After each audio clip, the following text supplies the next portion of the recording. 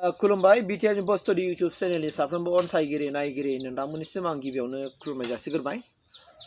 दिनै आं नोंथांमोननि गेजेराव मोनसे क्लियारिफिकेसन होनो नागिरदों। क्लियारिफिकेसना बेनो जाहैबाय मा दाखालिसो जेनाखि आसाम डाइरेक्ट रिक्रुटमेन्ट बर्ड जोंहाय जायनाखि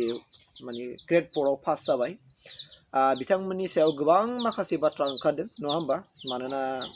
माने आं बेखौ एसे नोंथांमोननि गेजेराव बुंगोन आरो आं क्लियार खिन्थाफिनना होनो नागिरदों। बावहाय जे मा सिगाङावहाय जेनाखि होनदों कंग्रेसनि दैदेनगिरिफ्रा बुंदों आरो आजमलला बिथाङाबो होनदों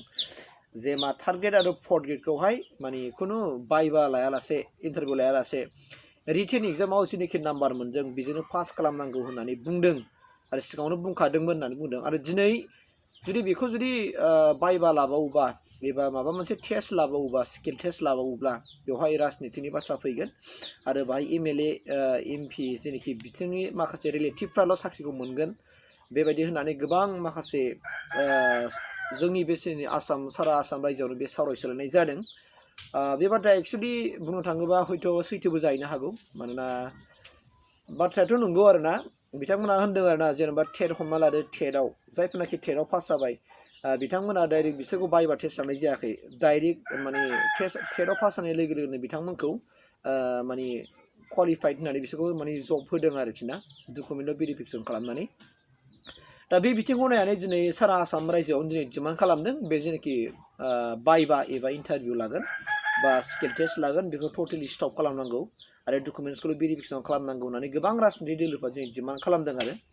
ओमफ्राय बे खेत्रआवहाय जोङो स्पस्त'खा नोंथांमोनाबो नुदों मिडियाआवहाय हिमन्त बिश्व शर्मा जेनाखि आसामनि चिफ मिनिस्टार बिथाङा मोनसे खोथा बुंदों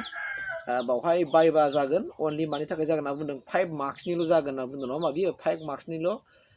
बायबा जागोन होननानै डक्टर हिमन्त बिश्व शर्माया बुंदोंमोन आरो। ओमफ्राय आं मोनसे अफिसियेलि माबाखौ नुदों आरो 2020आव मोनसे माबा दङ बिसिनि स्टेट आसाम स्टेटनि मोनसे मा नियम कानुन दं आरो मोनसे आङो बे नियम कानुनखौहाय मोनसे लेखायाव आं मोनबाय।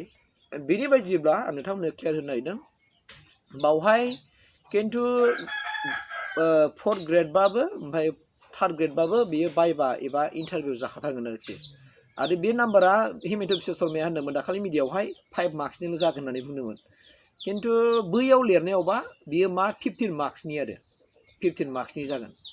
ओमफ्राय 15 मार्क्सनि जागोन ओमफ्राय बाहायबो ओरैबायदि जाबावदों माने आं नोंथांमोननो क्लियार खिन्थागोन दिनै आङो बैयाव जि बुस्थुखौ लिरनाय बेखौसो आं दिनै नोंसोरनो स्पस्ट' खिन्थानायदों। सापस हमनानै लाबाय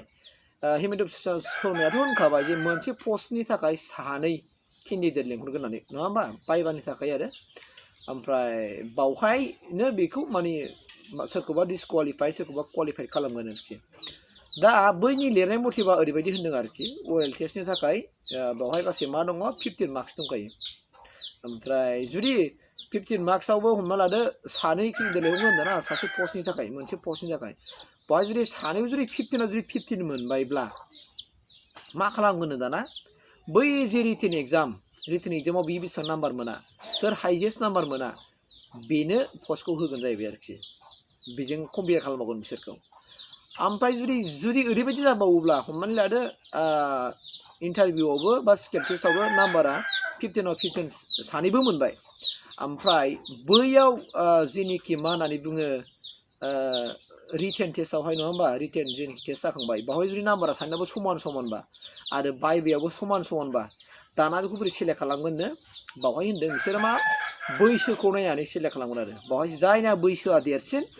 बियो मोनसिगोन साख्रिखौ हो गावसिनि 2020नि माने मोनसे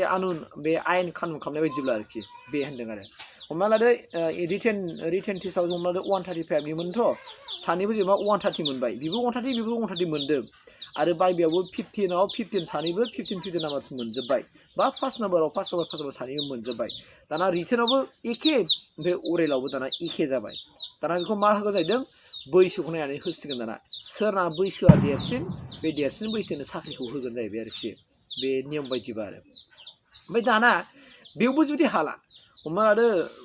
रिटेन टेस्टआवबो सानैनाबो 130 ओमफ्राय बायबायावबो दाना मा जाबाय मा होननानै बुङो बायबायावबो सानैबो 15 मोनबाय बैसोआबो सानैनाबो समानजोब जाबायलायनो नो डाउट आरो जाबायलायनो दाना सोर सिलेक्सन खालामो दाना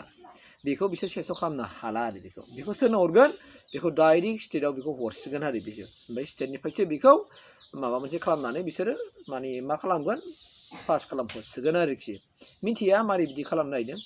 दा सिस्टेमा बिदिमोन आरोना ओमफ्राय माने मोनसे खोथानि बेनो आरोना एक्सुवेलि ग्रेड 4खौहाय आंनिबा मा खालामनो नाङामोन बायबा लानो नाङामोन आरो ओमफ्राय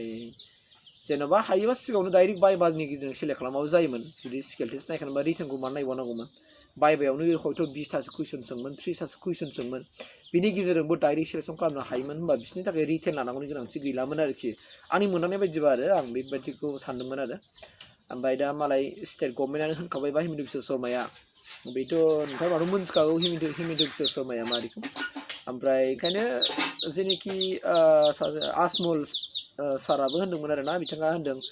जे मा सर्बानन्द सन'वालाबो बै समाव होनदोंमोन होननानै आरो ग्रेड 3 आरो ग्रेड 4खौ खुनु मोनसे बायबा लानाय नङा रिटेनाव पास जाबानो बेखौ होनाय जागोन होननानै बुंदोंमोन नाथाय जोंथ' दा नुखाबाय पास जानायफोर जाहैबाय मा होनना बुंदों 50%ल' मोनगोन आरोखि खारन मा होननानै बुंदों जेराव 9,000 नांगौ बाहाय 18,000 पास खालामखाबाय होनबा ओंखायनो बिसोर मा बे गालांगोन आरो बिथांमोननि होननाय बायदिबा गोबां माखासे डकुमेन्टसफ्रानो माबा भेजाल दं मानसिफोरना बे डकुमेन्टसआव माखासे मानसिफ्रा गागोन आरोना बाहायथ' जों मिन्थिखादों मानोना जायफोरनाखि OCS पाससिम बिथांमोना जेबो प्रब्लेम जानाय नङा होननानै स्पष्ट होनखाबाय जायफोरनाखि ग्रेजुवेसन पास जानाय नङा होमबा बे बिथांमोना हयथ' गासिगोन आरो बावहाय मानोना जों बेखौ क्लियार मोननो हाबाय आरोना नोंहा जुदि OCS पास नों OCS डकुमेन्टस होदों ओमफ्राय 8 पास बा 8 पासनि डकुमेन्ट होनो हागोन 8 पासनि मार्कशीट पास सार्टिफिकेट मेट्रिकनि बेखौ होजोबनो हागोन ओमफ्राय मा होनांगोन एक्सचेन्ज कार्ड होनांगोन आरो नोंनि एक्सचेन्ज कार्डआ हमना लादो नोङो OCSनि होबाय खिन्थु एक्सचेन्ज कार्ड नोंना ग्रेजुवेटनिसो होमबा नों बाहाय डाइरेक्ट केन्सेल जाखाबाय आरोखि नों मोननाय नंखाला स' बे आरोना ओंखायनो मिजिंथिदों जायफोरनाखि बर' फिसाफ्रा माने पास जाबाय आं सानदों स्पेसियेलि बिथांमोननि थाखाय बांद्राय इसिबां केलेमिटि फैनाय नङा बायदि सानदों आं मानोना गुबुन माखासे जाथिफोरा बा मुस्लिमफोरनि थाखाय एसे बिराद प्रब्लेम जायो गोबां माखासे डुप्लिकेटफोर ओंखारो होननानै बुंबाय थादों स' बिनि थाखायनो माबा मोनसे जागोन ओमफ्राय जे जागोन मोजाङानो जागोन आं बेखौ मिजिंथिदों आरोखि ना आरो बेखौथ' मोनथिखागौ बयबो एसे एनै माने बेकेंफ्राव थाखायो सोरबा MLAनि